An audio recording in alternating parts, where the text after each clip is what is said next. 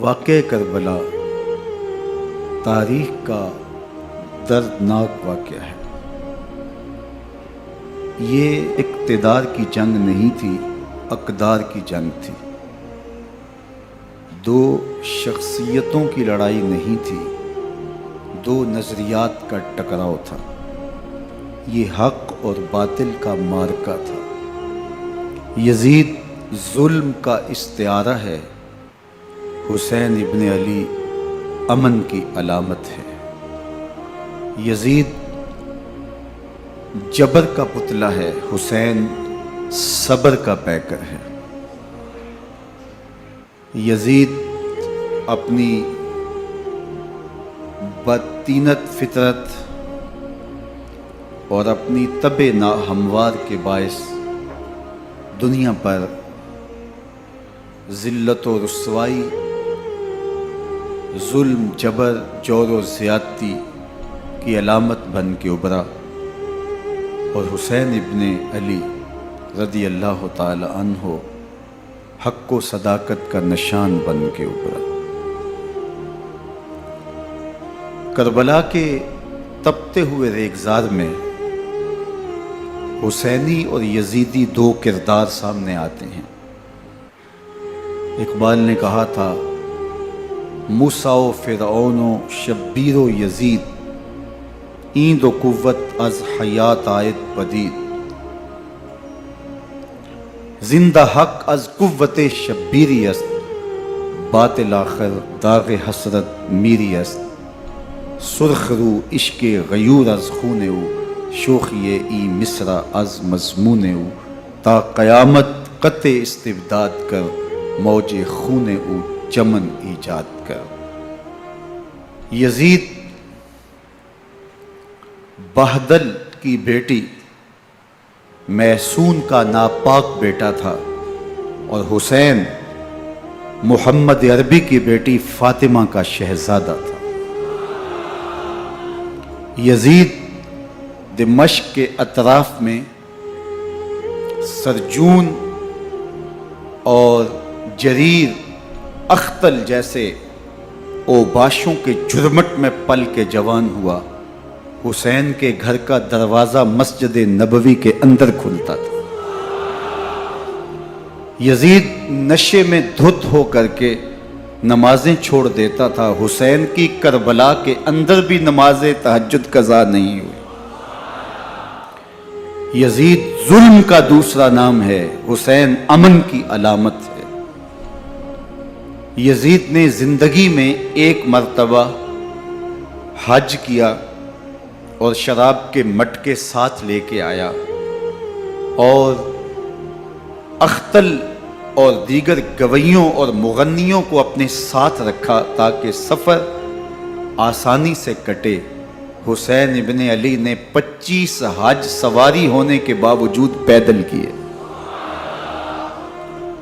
یزید حج بیت اللہ کے بعد مدینہ المنورہ آیا اور شراب کی ایک مجلس بپا کی۔ حضرت امام حسین رضی اللہ تعالی عنہ جب وہاں پہنچے تو شراب کی پھیلی ہوئی بدبو کو محسوس کرتے ہوئے فرمایا، یہ بو کیسی ہے؟ تو نشے میں دھت یزید بولا، یہ شام میں بنتی ہے، اور ایک جام منگوایا اور اس کو پیتے ہوئے دوسرا جام حضرت امام حسین رضی اللہ تعالی عنہ کی طرف بڑھاتے ہوئے کہا، ابا عبداللہ لیجئے۔ تو حضرت امام حسین رضی اللہ تعالی عنہ نے فرمایا، میں اس کی طرف دیکھتا بھی نہیں ہوں، اور پھر وہ عشقی اشعار پڑھنے لگا۔ جب یزید کی شراب نوشی کا منظر امام حسین رضی اللہ تعالی عنہ اپنی آنکھوں سے دیکھ چکے تھے، تو مجھے بتاؤ یزید کے ہاتھ پہ امام حسین کا پاک ہاتھ کیسے آتا؟ حضرت امام حسین رضی اللہ تعالی عنہ جس ماحول میں پلے تھے، جس ماحول میں پرورش پائی تھی، جس ماحول میں رہے تھے، وہ پاکیزہ اور تقدس مآب ماحول تھا۔ اور یزید کبھی اطراف دمشق میں، کبھی غوطہ میں، کبھی الخضرہ محل میں، اور کبھی کہاں اور کبھی کہاں داد عیش دیتا رہا اور لہو و لعب کے اندر مصروف رہا، اور اس کی زندگی ان چیزوں سے عبارت تھی، وہ محرمات کو حلال قرار دیتا، شراب نوشی اس کی ہڈیوں میں رچی ہوئی تھی، اور شریعت بیضا کا مذاق اڑایا کرتا۔ اور حسین ابن علی رضی اللہ تعالی عنہ کی دوستیاں جن لوگوں سے تھی وہ عبداللہ ابن عباس تھے، عبداللہ ابن عمر تھے، حضرت عبد الرحمن بن ابو بکر رضی اللہ تعالی عنہ تھے۔ یزید تو جوا کھیلتا رہا، یزید تو قمار بازی کرتا رہا، یزید تو شراب نوشی کرتا رہا، اور حسین ابن علی مسجد نبوی کے منبر میں حضور کے پہلوؤں میں بیٹھتے رہے۔ زمانے نے وہ منظر دیکھا کہ سرخ رنگ کے جوڑے پہنے ہوئے حسنین کریمین حجرہ فاطمہ سے نکلتے ہیں، کم عمری کی وجہ سے کبھی گرتے ہیں کبھی سنبھلتے ہیں، اور آقا کریم خطبہ ارشاد کر رہے ہیں، خطبہ چھوڑ کے حضور نے شہزادوں کو اٹھا لیا۔ وہ منظر بھی زمانے نے دیکھا۔ حضرت عبداللہ بن شداد کہتے ہیں کہ حضور سجدے میں تھے اور سجدہ اتنا طویل ہو گیا، ہمیں لگا یا تو وحی کا نزول ہو رہا ہے یا پھر اللہ کا حکم آ گیا اور اللہ کے محبوب کی روح قبض کر لی گئی۔ لیکن میں نے جب نظریں اٹھا کے ننکیوں سے دیکھا تو کیا منظر تھا کہ حسین ابن علی حضور کی پشت پہ بیٹھے ہوئے اور میرے آقا سجدے کو طول دے رہے ہیں۔ اللہ اکبر! حسین کے لیے پیغمبر کے سجدوں کو طول دیا جا رہا ہے۔ حسین ابن علی کبھی منبر پہ حضور کی اطراف میں بیٹھتے ہیں، وہ منظر بھی دنیا نے دیکھا کہ حضور کے مبارک کندھوں پر حسین ابن علی بیٹھے ہیں اور حضور کی زلفوں کو پکڑا ہوا ہے۔ تو حضرت عمر رضی اللہ تعالیٰ عنہ دیکھ کے کہتے ہیں واہ واہ کیسی سواری میسر آئی حسین ابن علی کو۔ تو میرے آقا مسکرا کے کہتے ہیں عمر سواری دیکھتے ہو سوار بھی تو دیکھو۔ اللہ اکبر! حضرت اسامہ بن زید بن حارثہ رضی اللہ تعالیٰ عنہ فرماتے ہیں رات کا ایک پہر گزر گیا اور مجھے حضور سے کوئی کام تھا، میں آقا کریم کی خدمت میں حاضر ہوا، در دولت پہ دستک دی، حضور تشریف لائے تو چادر اوڑی تھی، بکل کی ہوئی تھی میرے حضور نے، تو میں نے اپنی حاجت کہی تو حضور نے میری حاجت پوری کر دی۔ لیکن ایک منظر میں نے دیکھا کہ حضور نے جو چادر کی بکل فرمائی تھی اس کے اطراف میں پہلوؤں میں ابھار تھے، جس طرح اندر کوئی ہو۔ مجھ سے نہ رہا گیا، میں نے پوچھ لیا، میں نے کہا بندہ نواز چادر کے اندر کیا ہے؟ فَكَشَفَهُ، تو حضور نے چادر کو کھول دیا۔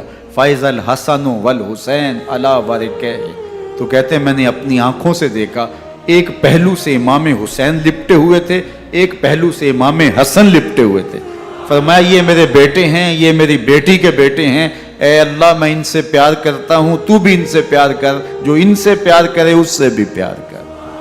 ان کی محبت کا درس دیا، ان کے پیار کا سبق پڑھایا، کہا ان سے پیار کرنے والا میرے سے پیار کرنے والا ہے، ان سے بغض رکھنے والا میرے سے بغض رکھنے والا ہے۔ ان کی تکلیف حضور کو بے چین کر دیتی تھی۔ حضرت سیدہ فاطمہ الزہرا رضی اللہ تعالی عنہا کے گھر کے قریب سے گزرے تو حضرت امام حسین کے رونے کی آواز آ رہی تھی، تو آقا کریم علیہ السلام نے فرمایا کہ فاطمہ حسین کو چپ کرواؤ، الا تعلمی ان بقاءہ یوزینی، تو جانتی نہیں حسین کا رونا مجھے دکھ دیتا ہے۔ حسین ابن علی کو حضور رونے نہیں دیتے تھے، ان کو دکھی نہیں ہونے دیتے تھے، کیونکہ رسول اللہ صلی اللہ علیہ وسلم جانتے تھے کہ یہ کتنے دکھ سہے گا، کتنی تکلیفوں سے گزرے گا اور کتنے مصائب سہے گا۔ زمانے نے وہ گھڑیاں بھی دیکھیں کہ حضرت حذیفہ بن یمان رضی اللہ تعالیٰ عنہ فرماتے ہیں کہ میں حضور کی خدمت میں نماز مغرب کی ادائیگی کے لیے حاضر ہوا، اور میں نے یہ اجازت خاص طور پہ اپنی ماں سے اس شرط پہ لی تھی کہ امی آپ مجھے اجازت دیں، میں حضور کی خدمت میں حاضر ہوتا ہوں، مغرب کی نماز بھی ادا کروں گا اور پھر حضور سے عرض کروں گا حضور میرے لیے اور میری ماں کے لیے بخشش کی دعا کر دیجیے۔ ماں نے اس شرط پہ اجازت دے دی اور میں حضور کی خدمت میں آ گیا، نماز مغرب ادا کی، سلام پھرا تو میرے دل میں آرزو تھی میں حضور سے عرض کروں حضور میرے لیے اور میری ماں کے لیے مغفرت کی بخشش کی دعا کر دیں، لیکن حضور عبادات میں ذکر میں نوافل میں ایسے مشغول ہوئے کہ میں آرزو رکھنے کے باوجود بھی عرض نہ کر سکا۔ خیر نماز عشاء کا وقت ہوا، اذان پکاری گئی، حضور مصلی پہ آئے، نماز پڑھی، سلام پھرا، تو میرے دل میں پھر خیال آیا کہ ماں سے ایک نماز کی چھٹی لی تھی، نمازیں بھی 2 ہو گئیں، ماں نے جاتے پوچھنا ہے حضور سے میرے لیے اور اپنے لیے مغفرت کی بخشش کی دعا کروائی تھی تو کیا جواب دوں گا؟ اور حضور اٹھے اور کاشانہ اقدس کی طرف چل دیے۔ اب میرے دل میں یہ خیال رہ کے آ رہا تھا کہ ماں کو کیا جواب دوں گا؟ میں تو حضور سے بخشش و مغفرت کی دعا کروا ہی نہیں سکا۔ جب حضور چل پڑے تو غیر ارادی طور پہ میں بھی حضور کے پیچھے چل پڑا۔ چلنے میں تھوڑی سی رفتار تیز ہو گئی جس سے قدموں کی آہٹ پیدا ہوئی، تو جب آواز پیدا ہوئی تو حضور نے رخ پھیرے بغیر فرمایا من ھذا، میرے پیچھے پیچھے کون آ رہا ہے؟ پھر خود ہی کہا حذیفہ تو نہیں؟ تو میرا دل دھڑک رہا تھا، قلت تو نعم، میں نے کہا جی حضور میں حذیفہ ہوں۔ فرمایا ما حاجتوں کا غفر اللہ لکا ولأمک، کیا کام ہے؟ اللہ تجھے بھی بخش دے، تیری ماں کو بھی بخش دے۔ اب جو کام تھا وہ جنبش لب سے پہلے ہی ہو گیا، یہاں تو لفظوں کا سہارا بھی نہیں لینا پڑتا، وہ بند لبوں کی بولیاں بھی سنتے ہیں۔ اقبال بولا ہے فروغت صبح آثار و دہور، چشم تو بینندائے ما فی الصدور، تیری نظر تو سینوں کے چھپے راز بھی دیکھتی۔ تو کہا ما حاجتوں کا غفر اللہ لک ولأمک، اللہ تجھے بخش دے، تیری ماں کی بھی مغفرت کر دے، کیا کام ہے؟ اب جو کام تھا وہ تو ہو گیا۔ تو میرے حضور نے ارشاد فرمایا حذیفہ سنو، ابھی ایک فرشتہ آیا ہے جو اس سے قبل دھرتی پر پہلے کبھی نہیں آیا، آج پہلی مرتبہ اللہ سے اجازت لے کے 2 کام کرنے آیا ہے۔ ایک تو مجھے سلام کرنے آیا ہے اور دوسرا خوشخبری دینے آیا ہے کہ آپ کی بیٹی فاطمہ جنتی عورتوں کی سردار ہے اور حسن اور حسین جنتی جوانوں کے سردار۔ ایک طرف یزید ناپاک میسون کا پلیت بیٹا اور ایک طرف محمد عربی کا نواسا، فاطمہ کے دودھ کا اثر، علی المرتضیٰ کے خون کی تاثیر، رسول اللہ صلی اللہ علیہ وسلم کے کندھوں پہ بیٹھنے والا۔ ایک دن حضور نے امام حسین رضی اللہ تعالیٰ عنہ کے ہاتھ پکڑ لیے اور ان کے پاؤں اپنے پاؤں پہ رکھے اور پھر فرمایا بیٹے آگے بڑھو، اور ان کے پاؤں حضور کی پنڈلیوں پہ آئے۔ پھر کہا بیٹے اور آگے بڑھو، حتیٰ کہ ان کے پاؤں حضور کی رانوں پہ آئے۔ پھر فرمایا بیٹا اور آگے بڑھو، تو ان کے پاؤں حضور کے مبارک بطن اقدس پہ آئے۔ پھر بازوؤں کو کھینچ کے اپنے قریب کیا اور حسین ابن علی کے منہ میں اپنی زبان رکھ دی، اور وہ اس طرح چوس رہے تھے جس طرح کھجور چوسی جاتی ہے۔ تو اللہ کے محبوب علیہ السلام نے حسین ابن علی کو اپنی زبان کا لعاب دہن دے کر کے، وہ شیر رحمت دے کر کے، وہ کوثر و تسلیم سے پاکیزہ تر آب رحمت عطا کر کے ان کی ہمیشہ کے لیے پیاس بجھا دی، تاکہ کل کربلا کے تپتے ہوئے ریگزار میں حسین ابن علی کو پیاس کی شدت تنگ نہ کرے اور پائے استقلال میں لغزش نہ آنے پائے۔ ان نازوں سے پالے ہوئے حسین کو، ان محبتوں سے پالے ہوئے حسین ابن علی کو امتحان بھی اتنے بڑے درپیش تھے۔ یاری تیری سونا پر ازمیشہ تیریاں اگ، سونا پرکھیا جامدہ ہے نال اگاں دے لگ۔ جتنا بڑا شخص ہوتا ہے اتنی آزمائشیں بھی بڑی ہوتی ہیں۔ پیغمبر رحمت کی آغوش میں کھیلنے والا، حجرہ فاطمہ کا جانشین، مصلی رسول کا وارث، منبر رسول صلی اللہ علیہ وآلہ وسلم پر حضور کے مبارک پہلو اور گود میں بیٹھنے والا حسین، حضور کی زبان چوسنے والا حسین، حضور کے کندھوں پہ سواری کرنے والا حسین، آقا کریم علیہ الصلوۃ والسلام کے مبارک سجدے کی حالت کے اندر حضور کی پشت پہ کھیلنے والا حسین، جس حسین کا دروازہ مسجد نبوی کے اندر کھلتا تھا اور یزید کی کرتوتوں کے چشم دید گواہ تھے۔ یزید جب تخت نشین ہوتا ہے تو اسے یہ فکر ہوتی ہے کہ امام حسین، عبداللہ بن زبیر، عبداللہ بن عمر، عبداللہ ابن عباس یہ میری بیعت کریں. اور وہ ولید بن عقبہ کو لکھتا ہے کہ ہر صورت میں ان کی بیعت لو، اور اگر بیعت نہ دیں تو سختی کرو. حضرت امام حسین رضی اللہ تعالی عنہ کو بلاوا آتا ہے کہ آپ کو دارالامارت میں گورنر ہاؤس میں بلایا جا رہا ہے. ولید بن عقبہ کا پیغام آپ کو پہنچتا ہے. آپ اس وقت فرماتے ہیں کہ اس وقت جو پیغام پہنچا ہے وہ کسی خطرے سے خالی نہیں ہے. تو کچھ سواروں کو ساتھ لیا، کہا تم دارالامارت کے باہر کھڑے رہنا، اگر میری آواز بلند ہوئی تو اندر آ جانا، ورنہ تم انتظار کرنا. آپ اندر گئے. ولید بن عقبہ نے مروان کو بھی بلایا تھا. مروان بن حکم یہ گورنر مدینہ ولید سے پہلے رہ چکا ہے، تو اس نے مشورہ دیا کہ سختی کی جائے. خیر ولید بن عقبہ نے کہا کہ یہ خط ہے، حضرت امیر معاویہ کا انتقال ہو گیا اور یزید تخت نشین ہوا ہے، لہٰذا وہ آپ سے بیعت کا مطالبہ کرتا ہے. تو حضرت امام حسین رضی اللہ تعالیٰ عنہ نے فرمایا کہ میرے جیسا شخص یوں چھپ کے بیعت نہیں کر سکتا، اور آپ واپس پلٹے. مروان بن حکم نے ولید بن عقبہ کو کہا کہ یہ موقع ہے جانے نہ دیا جائے، اگر یہ نکل گئے تو دوبارہ تم قابو نہیں پا سکو گے، اور انہیں یہیں قتل کر دیا جائے. حضرت امام حسین رضی اللہ تعالیٰ عنہ نے یہ بات سن لی. کہتے ہیں حضرت امام حسین انہی قدموں کے بل واپس پلٹے اور مروان بن حکم سے مخاطب ہو کے کہا، مروان کیا بول رہا ہے؟ وہ خاموش ہو گیا. فرمایا تو جانتا نہیں ہم کون ہیں؟ آنا حسین ابن علی ابن ابی طالب، میں حسین ہوں، میں علی کا بیٹا ہوں. ہمارے گھر میں قرآن اترتا رہا ہے، وحی کا نزول ہوتا رہا ہے، اور یزید فاسق ہے، فاجر ہے، مسلمانوں کا قاتل ہے اور شرابی ہے. میں ڈنکے کی چوٹ پہ یزید کی بیعت سے انکار کرتا ہوں. بس حیدری کچھار سے محمدی شیر نکل آیا ہے.